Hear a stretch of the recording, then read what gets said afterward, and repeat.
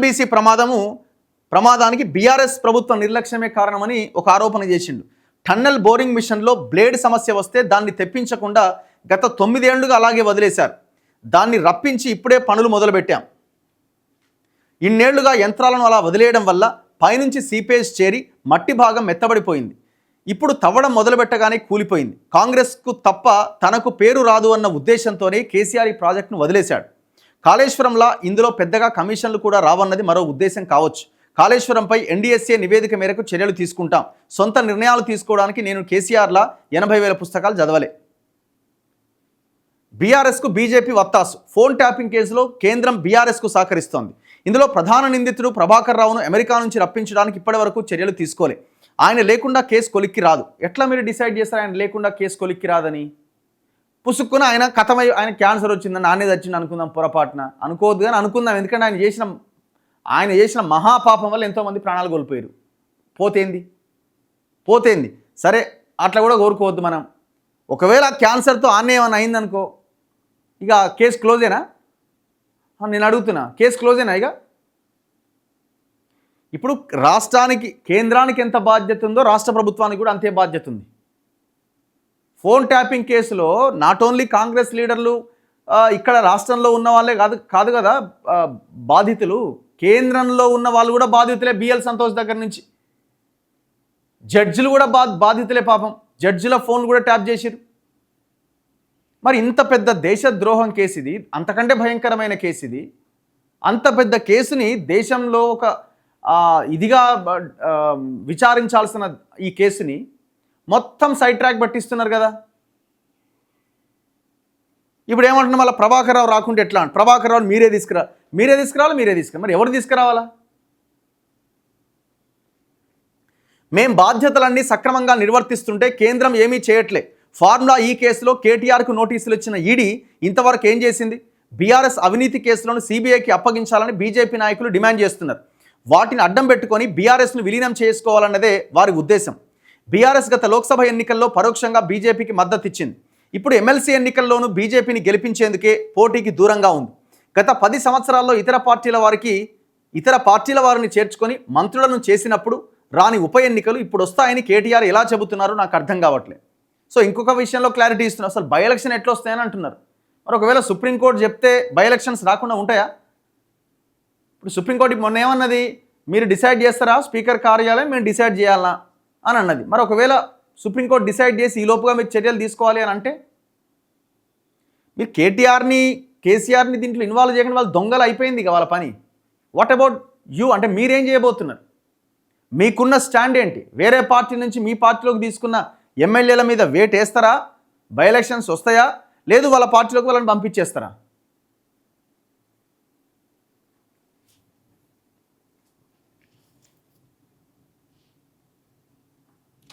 ఆ మరణాలపై కేటీఆర్ ఎందుకు విచారణ కోరట్లే? కేటీఆర్ వ్యాపార భాగస్వామి రాడిసన్ హోటల్ డ్రగ్స్ కేసులో నిందితుడిగా ఉన్న కేదార్నాథ్ దుబాయ్లో అనుమానాస్పదంగా చనిపోతే కేటీఆర్ ఎందుకు మాట్లాడడం లేదో, ఎందుకు విచారణ కోరడం లేదో చెప్పాలి. త్వరలోనే డ్రగ్స్ కేసు విచారణకు రాబోతున్న సమయంలో ఈ మరణం చోటు చేసుకుంది. కేదార్ మృతి సంభవించిన సమయంలో ఓ మాజీ ఎమ్మెల్యే కూడా దుబాయ్లో ఉన్నారు. ఆ ఎమ్మెల్యే ఎవరు? కాళేశ్వరం ప్రాజెక్ట్ అవినీతిపై ఫిర్యాదు చేసిన రాజలింగమూర్తి. ఆ కేసును వాదిస్తున్న న్యాయవాది సంజీవరెడ్డి. ఇప్పుడు కేదార్నాథ్ మరణాలన్నీ మిస్టరీగానే ఉన్నాయి. అయినా వీటిలో దేనిపైన కేటీఆర్ విచారణకు డిమాండ్ చేయడం లేదు. ఎవరైనా ఫిర్యాదు చేస్తే వీటిపైన విచారణ జరిపించే అంశాన్ని రాష్ట్ర ప్రభుత్వం పరిశీలిస్తుంది. ఎవరైనా ఫిర్యాదు చేస్తే ఏంది? సరే మేమే ఫిర్యాదు చేస్తాం. ఇక అసలు ఫిర్యాదు చేస్తే విచారణ చేయడం ఏంటండి? మరి అన్యాయం కాకపోతే ఇక మీరు సుమోటోగా తీసుకొని పోలీసులు ఇన్వెస్టిగేషన్ చేయరా? రాజలింగమూర్తి భార్య విచారణ చేయమని పిటిషన్ ఇవ్వలేదా? చెప్పండి. రాజలింగమూర్తి భార్య ఇవ్వలేదా?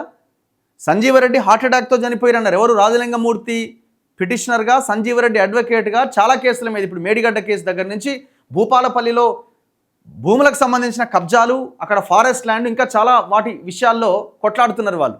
సంజీవరెడ్డి గుండెపోటుతో చనిపోయారన్నారు. కారణం ఏంటో తెలియదు.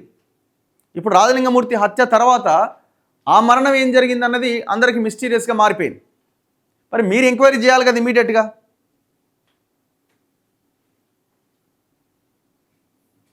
వెరీ క్లియర్గా రాజలింగమూర్తి హత్య వెనకాల హరిబాబు ఉన్నాడు. హరిబాబు వెనకాల ఎవరున్నారు? గండ్ర వెంకటరామనారెడ్డి ఉన్నాడా? వెంకటరామనారెడ్డి వెనక ఎవరున్నారు? కేటీఆర్, కేసీఆర్ ఉన్నారు. ఎవరున్నారు? తేల్చాలి కదా. చాలా ఉన్నాయి ఇందులో, చాలామంది ఉన్నారు ఇందులో. మరి ఎంక్వైరీ ఏది? ఇప్పుడు నిన్న ఏదో పేపర్లో చూసినా నీకో స్వేచ్ఛలో కూడా ఇదే వార్త కనిపిస్తున్నది. ఆంధ్రజ్యోతిలో రాసినారు వీళ్ళు. ఇగో మిస్టరీగా మరణాలు, రాజలింగమూర్తి, సంజీవరెడ్డి, కేదార్ల మరణం అనుమానాస్పదం. ఇప్పుడు ఈ కేదార్ అంటే ఆయన సినిమా ప్రొడ్యూసర్ అంటున్నారు. ఆయన దుబాయ్లో చచ్చిపోయాడు. ఎట్లా చచ్చిపోయింది అంటే కొంతమంది హార్ట్ అటాక్ వచ్చింది, కుప్పగూలిని అంటున్నారు. లేదు ఆయన హై డోస్ డ్రగ్స్ తీసుకున్నాడు, ఆ డ్రగ్ తీసుకోవడం వల్ల చనిపోయింది అని అంటున్నారు. ఎక్కడ అంటే ఏదో ఫంక్షన్, ఆ హోటల్లో ఉన్నారు అంటున్నారు.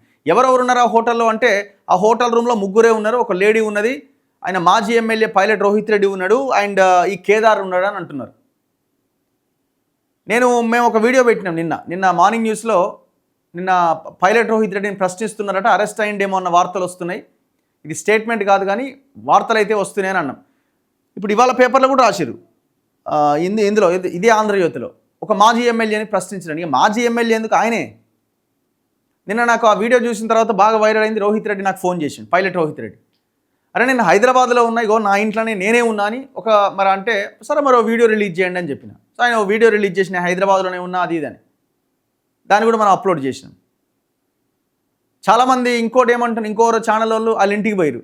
ఈ ఏడున్నాడు అని అంటే ఆడలేడు. మరి ఏడున్నాడు? మరో ప్రెస్ మీటే పెట్టవచ్చు కదా హైదరాబాద్లోనే. సోమాజిగూడ ప్రెస్ క్లబ్కి వచ్చి, లేదు అంతేందుకు తెలంగాణ భవన్కి వచ్చి పెట్టవచ్చు కదా. నేను చాలా విషయాలు చెప్పిన. ఈ మధ్యకాలంలో ఎక్కువగా పైలట్ రోహిత్ రెడ్డి దుబాయ్లో ఉంటున్నాడు.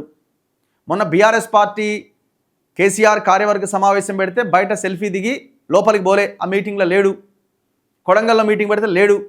మరి ఎందుకు దూరంగా ఉంటున్నాడు? ఇదేదో సంథింగ్ జరిగింది ఈ టోటల్ ఎపిసోడ్లో, ఈ కేదార్కి సంబంధించిన దాంట్లో. ఇప్పుడు ఈ కేదార్ ఎవరై అంటే ఆనాడు రాడిసన్ బ్లూ హోటల్ డ్రగ్స్ కేసులో దొరికిండు, అరెస్ట్ అయ్యిండు కూడా. ఆయన సప్లయర్ తీసుకుంటున్నాడు, డ్రగ్ తీసుకున్నాడు. ఫిర్యాదు వస్తే దర్యాప్తు చేస్తాం, నిజాలు వెలికి తీస్తాం. నిన్న రేవంత్ రెడ్డి మాట్లాడింది.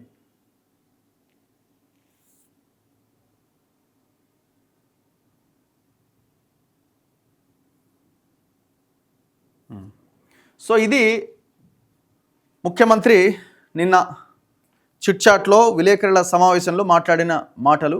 మీరు ఫిర్యాదు వస్తే చేయడం కాదు, మీరు గవర్నమెంట్లో ఉన్నారు, జరిగిన ఈ మర్డర్స్ మీద మర్డర్సా లేకపోతే ఇంకేమైనా జరిగిందా వాటి మీద ఎంక్వైరీ చేయండి.